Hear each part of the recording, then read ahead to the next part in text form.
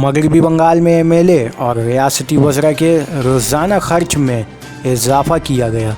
इस बात का करारदाद पेश करते हुए वज़ीर आला ममता बनर्जी ने कहा कि एमएलए 1000 से बढ़कर 2000 कर दिया गया है, जबकि वज़रा का 2000 से बढ़कर 3000 कर दिया गया है, जिससे हुकूमत पर मज़ीद 15 करोड़ का सालाना इजाफा होगा।